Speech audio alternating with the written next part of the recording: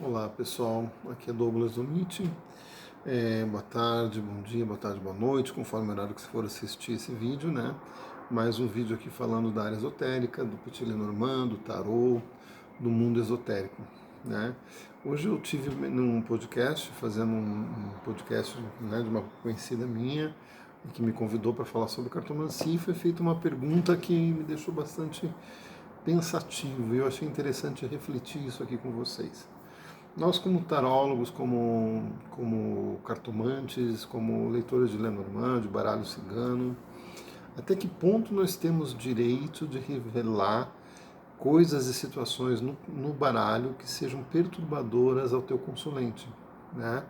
Quando eu falo perturbadoras, não são coisas, não estou falando de você alertá-lo sobre problemas, alertá-lo sobre dificuldades. E isso nós temos o nosso dever de aconselhar e alertar sobre possíveis problemas e dificuldades que nós estamos vendo que ele vai ter que passar, por exemplo.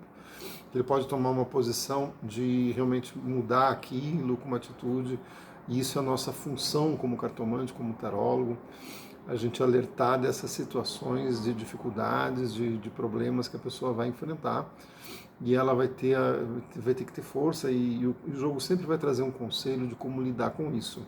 Isso é tranquilo. Mas eu estou falando de situações que vão trazer perturbação para a pessoa e não vai resolver. Por exemplo, você vê uma morte iminente, né? Sabe? E tem vezes que o jogo mostra em situações que aquilo não tem muito o que ser feito. Você deve falar. Você vê uma traição. Deve ser dita traição. O que nós temos? A gente sabe que tem pessoas que para isso é motivo de matar, de ir lá e dar um tiro em outra pessoa. Você vai ficar bem depois de você tendo colaborado para esse tiro em alguém, para a morte de alguém, fora que legalmente nós como cartomantes podemos ser responsabilizados, mesmo que a pessoa esteja traindo, a gente pode ter problemas legais com isso. Mas essa perturbação que você vai trazer a pessoa revelando essa situação. Eu tive uma vez uma cliente que chegou para mim, ela tinha passado por um outro cartomante, não sei quem é a pessoa, ela não me falou, onde esse cartomante, esse pseudo-cartomante, vidente, tinha dito que o marido dela tinha relações com animais. Eu fiquei pensando, sabe, não é nem o caso disso ser real ou não, né? Mas com que direito você tem, sabe? Imagina o quanto isso foi perturbador para essa mulher ouvir que o marido dela tinha relações com animais, sabe? Nós temos esse direito de ter, então, sabe, o que eu quero questionar aqui, que a gente comece a refletir um pouco, é a questão ética, né?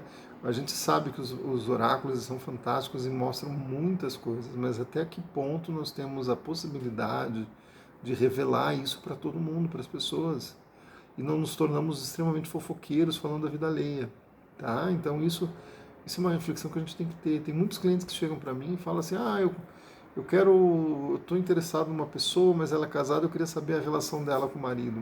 Não é por aí, não se deve perguntar isso.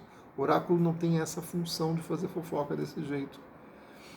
Eu posso até ver se você tem alguma coisa com essa pessoa, no sentido de que qual a intenção dessa pessoa, ela tem realmente afinidade por você, ela está se sentindo atraída, ela está mexida por você, né? Mas eu não vou fuçar o casamento do outro.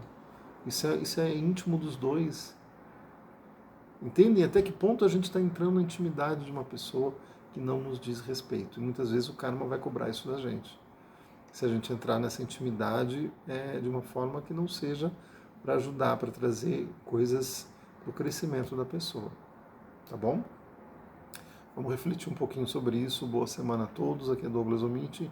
Me sigam no Instagram e no Facebook. E no YouTube.